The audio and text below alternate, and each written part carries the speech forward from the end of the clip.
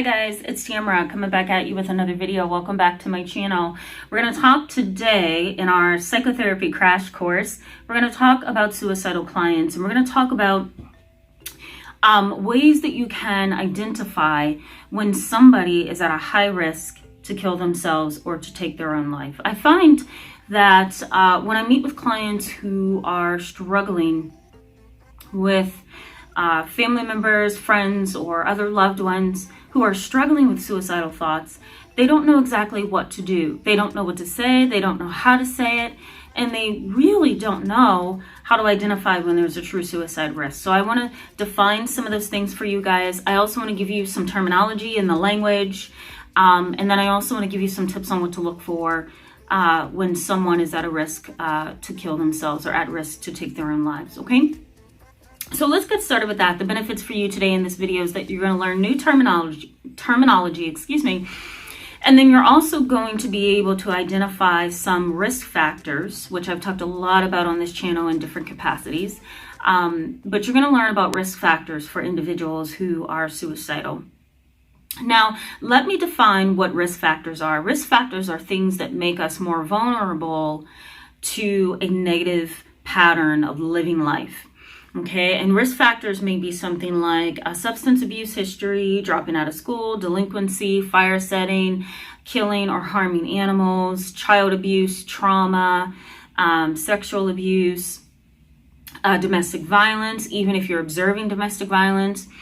It could also be negative, repeated interactions with the school system, anything like that. Those are risk factors. Those are things that make us more vulnerable to developing negative patterns in our life and therefore having a troubled or problematic life. So risk factors are things that we need to look out for when we're dealing with somebody who may want to kill themselves or take their own lives. So let's go ahead and just start with some of the ways that you can identify somebody who is suicidal. So the first thing that I want you to keep in mind when you're thinking about somebody who is considering suicide is what happened in their past, right? What risk factors in their past can cause a situation where they would actually succeed at taking their own lives, or where they would actually gain the motivation needed to actually do it, right?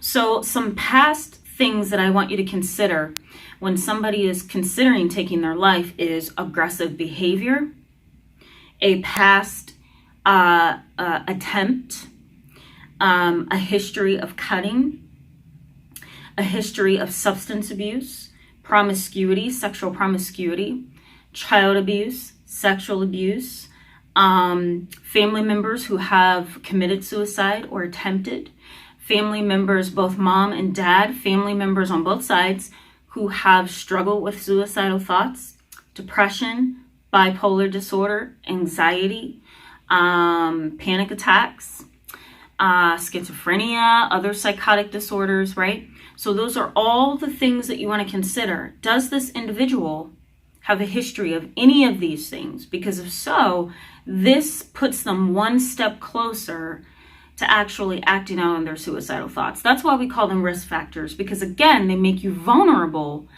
to a pattern of negative behavior, all right? The next thing that I want you to consider, and I have it written down here, is an experience of shame, rejection, and embarrassment. When someone, especially a child or an adolescent, feels shamed, rejected, and embarrassed, that in and of itself is enough to encourage suicidal behavior.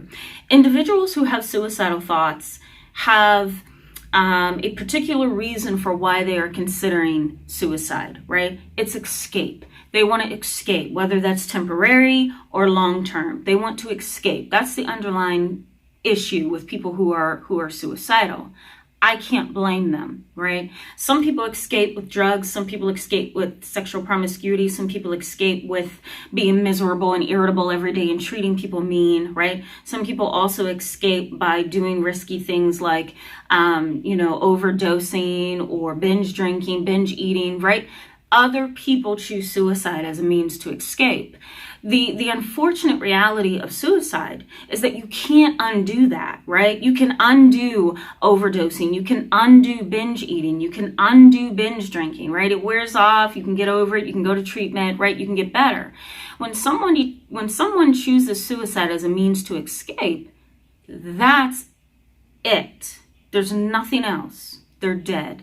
And so when I talk to families, the first thing I say to them is, this may be a coping skill, this may be a cry for escape, but that loved one or that child or that adolescent needs to understand that this is a permanent fix, right? There's no coming back from this, right? There's no such thing as 9 lives or a second chance most of the time. Okay, so an individual who is experiencing rejection and fear and shame and embarrassment, they're going to consider suicide. It's an escape, right? But also feeling ashamed and embarrassed and rejected in the moment may be triggering past feelings of rejection, shame, and humiliation and embarrassment, right? So we have to keep that in mind, that an individual who feels shame, embarrassment, rejection, they're more likely to consider suicide.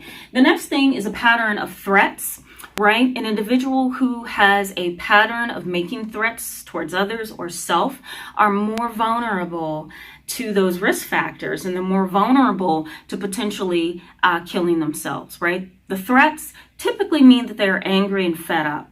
And so we need to take those threats seriously. One mistake that I see a lot of families make is they identify a loved one with suicidal thoughts, and they have expressed that they want to kill themselves. But one mistake is that a family member won't take it serious enough to actually watch it and watch the behavior and watch the patterns, right? They say, she's just bluffing, or he talks like that all the time. We don't want to do that. We want to take every suicidal thought seriously, every suicidal statement seriously, every threat seriously, until we can disprove it or until we can understand it from a different angle, okay? Because we don't know what somebody might do to escape, even if it's a permanent fix. All right. The next thing is a preoccupation with acts of violence. Okay, this is the last one that I'm going to mention because I have a whole list here, but I want to make this video short and succinct for you. So a preoccupation with acts of violence, right? We don't need an individual who is preoccupied with, violence and just really being very, what's the word I'm looking for? Just emotionally charged by acts of violence. We don't want that, right? Because, if acts of violence stimulates the individual, then suicide is not going to really be a problem for them to try, right? So these are all the things that we need to be aware of, guys, when we suspect someone might be considering suicide. You want to, once again, I'm going to recap, you want to look at risk factors. You also want to look at previous history. You want to look at a preoccupation with violence and acts of violence. And you also want to look at how they react to shame, rejection, embarrassment, fear, and other emotions such as that. All right, guys, thanks so much for being with me today. I encourage you to give this video a thumbs up if it was helpful to you. And I also encourage you to hit the subscribe button so you can stick around for more videos like this. We're doing a psychotherapy crash course this month, guys. We just got done with a bunch of series. And so now we're doing a psychotherapy crash course where every week I'm going to be mentioning things that you might be interested in learning about. And I'm going to try so hard to keep these videos as short as 9 minutes, if not shorter. So stay tuned for that because I think these should be really short educational videos, not like 20-minute videos. So, but anyway, guys, if you have comments, post them in the comment section below. If you have questions, feel free to post them. And if you have a topic idea, I'm open to that as well.